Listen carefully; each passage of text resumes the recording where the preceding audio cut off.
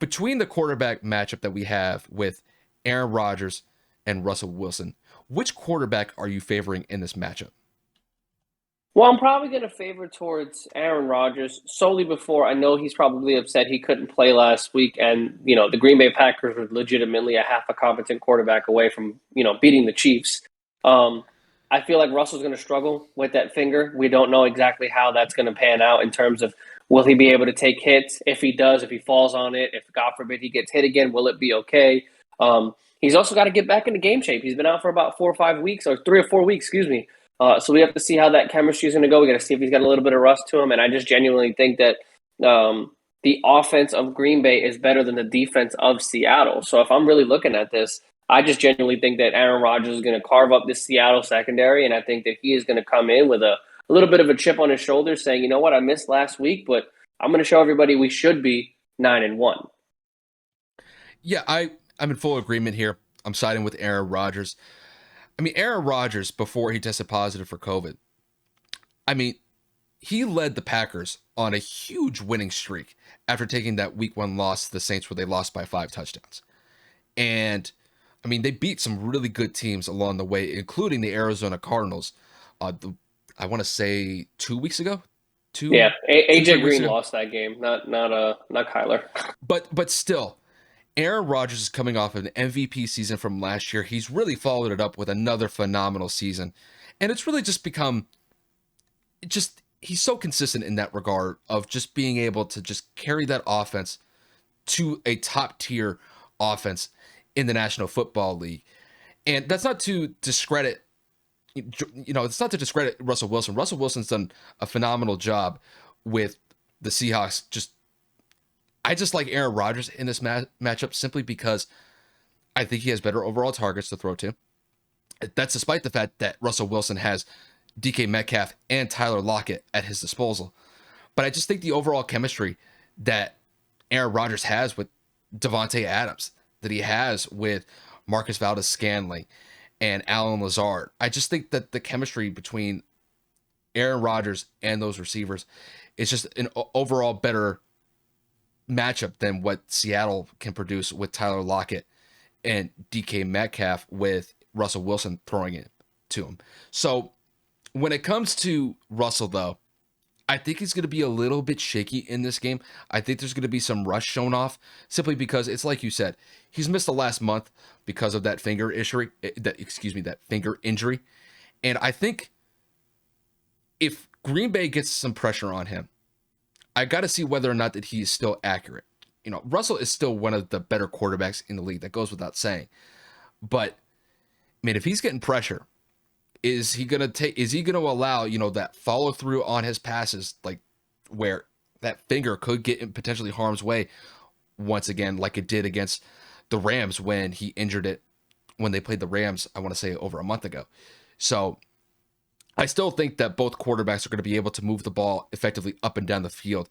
It's just I'm siding with Aaron Rodgers in this one just because dude's a machine, man. The guy just doesn't stop. And even despite all the drama that came into the season, he's having a phenomenal season. And I think it's going to continue against the Seahawks in this game. Yeah, circling is going to be the addition of Chris Carson coming back off of injury. Chris Carson is unfortunately another running back throughout his pretty much entire career since he actually became a starter in this league. Has been riddled with injuries every single season he's been active. Every single season he's been a part of an NFL league roster. So how will he come back? Obviously, how Russell's going to come back. Will DK get his targets? Will DK have a big game? Will DK have a non-existent game? Will Tyler Lockett be targeted more than 5 times? There's too many question marks to me in this Seattle offense. And I'm just looking at it, and I think that Green Bay is more consistent, and I just think that they're a better team overall. So with the game, as far as the prediction goes, just which team do you see winning and why? I got Green Bay winning solely because they have Aaron Rodgers on their team. I think that with him and Devontae Adams, there's not a single corner on that Seattle roster that can guard him. I think that Aaron Jones and A.J. Dillon are absolutely having an incredible season thus far, splitting carries, or at least, taking turns at carving defenses up. I think Matt LaFleur has done a very good job at this team overcoming the offensive, or should I say the offseason issues with Aaron. And I think that they're going to be a competitor in the NFC. Yeah, I'm in full agreement here. I think Green Bay wins this game. I'm not going to say relatively easily. I still think that with Russell on the other side of the ball going up against Green Bay, I think the Seahawks are going to be able to keep it closer.